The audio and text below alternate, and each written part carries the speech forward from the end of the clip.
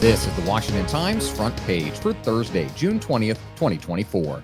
Thanks for joining us. I'm George Gerbo. Despite the massive U.S. and international naval coalition arrayed against them, Yemen's Houthi rebels are continuing their barrage and creating a vast disruption in international shipping patterns. Mike Glenn reports the U.S. and its allies have launched some 450 strikes against Houthi positions along the Yemeni coast, including some of the most intensive in the past few weeks. The Houthis say they are acting in solidarity with Palestinian militants battling Israeli forces in the Gaza Strip. As recently as last week, they launched strikes against 2 commercial ships in the Red Sea. The frustration in Washington and in the region is palpable and growing. Calls for federal judges to recuse themselves from high-profile lawsuits have increased from both Republicans and Democrats, with politics as the catalyst. Alex Warrior reports Republicans have claimed bias in the trials of former President Trump, while Democrats allege ethics violations by Supreme Court justices, most notably Clarence Thomas and Samuel Alito. Analysts say cynicism about the judiciary is up, which leads to both an increase in people calling for recusal and that those calls resound more. Initially facing a tough Republican primary, Colorado Representative Lauren Boebert has found some success in switching districts, at least according to recent polling. Valerie Richardson reports a Kaplan Strategies poll this month found 40% of voters surveyed plan to support Boebert in next week's primary election to represent Colorado's 4th district. None of her 5 Republican rivals drew more than 5%. Boebert leads the field just months after moving to the 4th district from the neighboring 3rd after a year of calamitous headlines.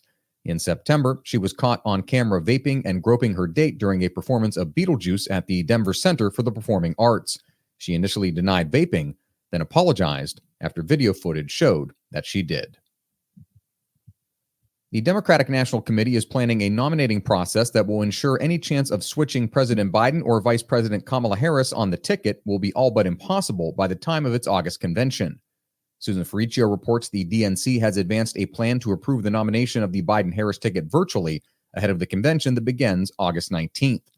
Party leaders initiated the move when it appeared Ohio wouldn't change its August 7th filing deadline for presidential candidates to appear on the ballot, but the Buckeye State has since moved its deadline to September 1st. The DNC has not disclosed a date for the virtual roll call. And finally, Valerie Richardson looks at how the new Star Wars streaming series The Acolyte is facing criticism over its storytelling and script. The series registered an 84% critics rating, but a 14% audience score on Rotten Tomatoes based on more than 10,000 reviews, an all-time low for a Star Wars spinoff. Find all of today's front page stories at WashingtonTimes.com/frontpage or on the Washington Times app, and find us wherever you get your podcasts. You can also find us on social media at Wash Times for breaking news, sports, commentary, and more. For the Washington Times, I'm George Gerbo.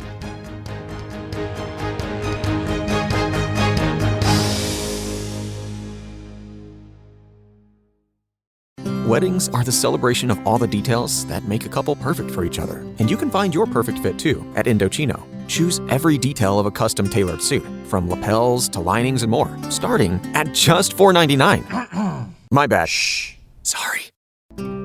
Find the suit that's perfect for you. Go to Indochino.com and use code PODCAST for 10% off any purchase of $3.99 or more. That's 10% off $3.99 or more at INDOCHINO.com.